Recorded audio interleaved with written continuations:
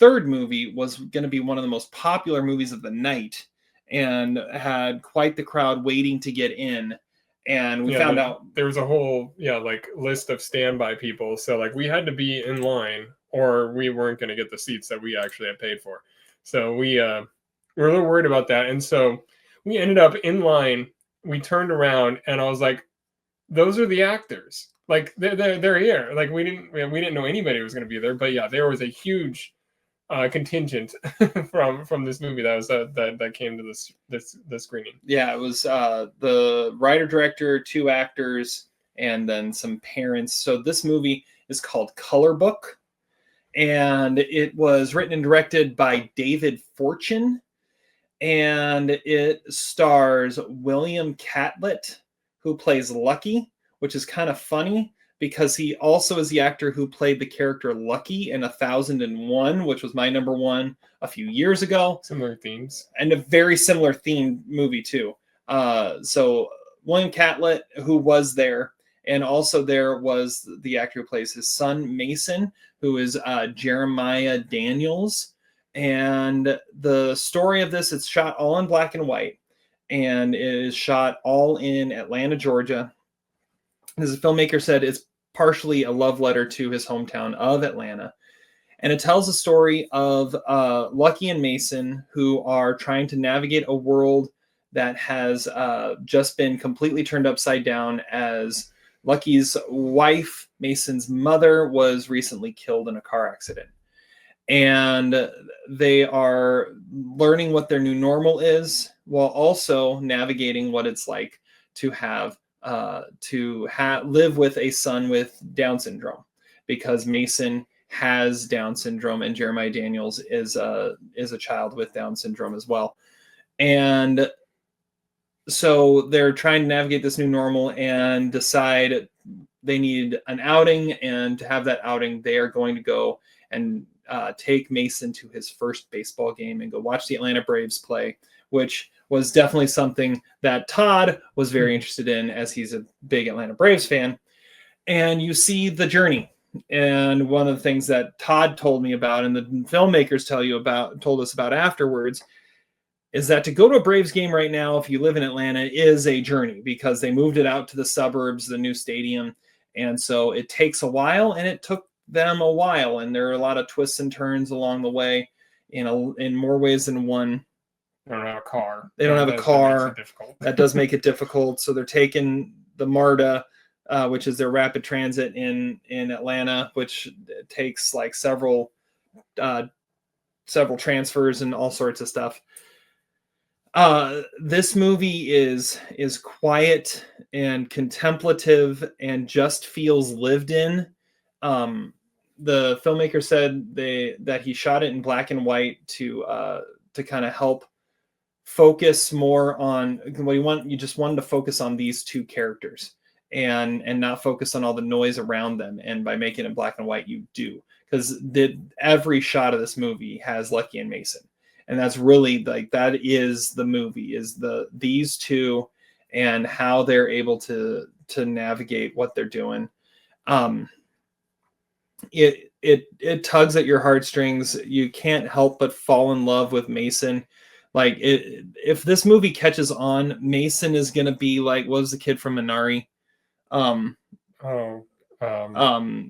Alan Kim. Alan Kim. Right? He could be like this year's Alan Kim, of just like this kid. He was there for the Q&A, and he has a ton of personality and charisma, and he's impossible not to fall in love with, which just oozes off the screen. William Catlett is brilliant in his portrayal of Lucky here, as he's trying to be strong for his son, but also dealing with the grief of what has just happened in his life. I would say, if I have a complaint, this movie's almost 2 hours long. It's a little too long. It probably could have been closer to 90 minutes and just tighten it up a little bit. And I think it may have been a little more effective. There's a lot of just like lingering shots that might go on a little too long. David Fortune got a little too like obsessed with the love letter to Atlanta to tell a story effectively, I feel. simplify it a little bit, and you have a potential masterpiece here. Even with that, I'm going to give this 3.5 stars. I was really taken by Color Book. How about you, Todd? Beautiful question. Beautiful question. So the Q&A, so we had a guy who was moderating the Q&A, and he asks this 5-minute question to start about all the themes and the nuance of the movie, and right there he says, if you have a question, just ask it. yeah, and he just and then he goes on for 5 minutes on this question, and then he finally asks the question of like, how do you come up with these themes of grief and all this stuff. And the director's first words are, beautiful question. And it was a beautiful question. If you think about it that way, it was. But what happened is Mason, every time he answered a question, the first thing he would say after that is, beautiful question. It was beautiful. I loved it. Anyways, yes, the people in the screening, which there were a bunch. I mean, everyone stayed for this Q&A. It was pretty cool. Yeah, I like this movie a lot too. I'm at 3.5 stars as well. I think William Catlett is really special in this movie. He has this relatability, but also this like tortured like anger thing going on that reminded me a little bit of like Jonathan Majors or something. I feel like he could play a role like this.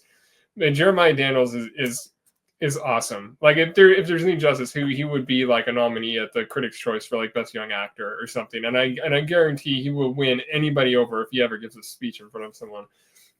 The movie has the structure of something like The Pursuit of Happiness, I guess, but it's not corny. Like it's these two characters who are sort of trying to find their way, like through the going the public route throughout the whole city to try to find their way to this one baseball game on the other side of town. Going to the game. We're going to the game. We're going to the game. But the scenes that really are touching are the ones where it's just the two characters like sitting at a table, like doing drawings, or like him trying to teach him how to read longer words than just one syllable. Spell his name. Yeah, or spell his name. It also has this thing where it sort of has like a before sunrise kind of thing where they'll come across like a bunch of just random characters and we'll have one scene. I think, is it Meech? Is that the one that I think so, yeah. Where he's like, oh man, you've grown up since the last time I saw you. What are you up to now? He's like 7 feet. He's like, man, they be lying shit. It was like that character was fun. But you have a bunch of these things, and yes, by someone who has been to Atlanta and someone who has been to a Braves game, and been to like these like diners in the middle of the night. Like, I mean, everything is so authentic. This actually feels like Atlanta. The one thing is, I didn't actually know what year this was set in until like almost the end of the movie, when he pulls out a cell phone and then you actually see the sign for Truist Field.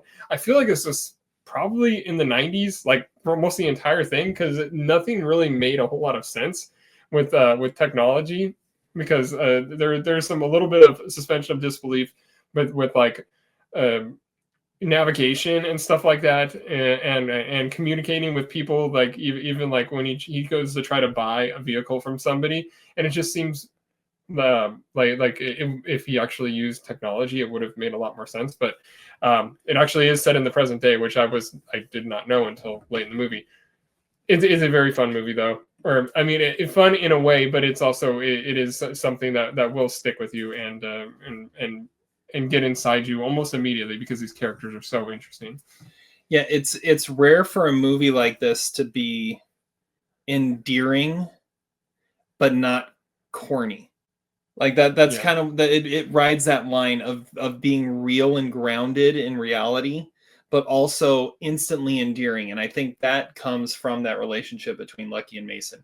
Yeah, it's a better version of something like Coda, where Coda has like the things that are designed to make you cry. This is just like, it's so true to life that it doesn't need those things, but it still will get the same result. Yeah, these characters. And I think that's even what the filmmaker said in the Q&A is this movie was meant to be not giving you good guys, bad guys, or anything like that. It's giving you characters that you can relate to, and giving you characters that need to be seen. And just showing them to you, and you can see just who they are. So I thought you said when you said you didn't know what when it was set, I thought you were going to say when I watched the game on TV and you saw that Joe Jimenez was closing out a game for the Braves. you were like, oh yeah, okay, now I know what year this was set in. That's true. I mean, I guess I could have figured it out there. But do you know what I mean? Like it does. Yeah, I can see that. It does just, which is why so many directors set movies in the past, is because like it makes it a lot easier. Cell phones from the situation. Yeah, it makes it easier to tell your story without the needing to, if someone to pull out their phone every 5 minutes. True. Yeah, no, this is a great movie, and hopefully we're trying to see if it has distribution yet. It doesn't look like it, but I think it looked like this was a popular movie, and I could see it could be the Golden Space Needle winner. Like it seemed like something that is going to have the groundswell of something, at least from this festival, and it has won festival prizes leading up to this. It premiered, I think, originally at Tribeca. Is that yeah, I think that's what they said. It was Tribeca. Yeah. So yeah, maybe this is the start of a nice little run, and hopefully get some love it, like maybe the Gotham Awards or something. Indie Spirits, I could see this popping up. I could see William Catlett pop up there. Those first couple things, maybe it'll throw it a bone in some category and start a little run. Yeah, it has an uphill climb to try and win something at this festival. They had some bigger titles there. What were some of the bigger titles? That Twinless was one with Dylan O'Brien. Sorry, Baby. Yeah, that was the closing night film that I think is playing while we record this, or probably over by now. Yeah, so it had some bigger titles. Seattle International Film Festival does get some decent stuff, but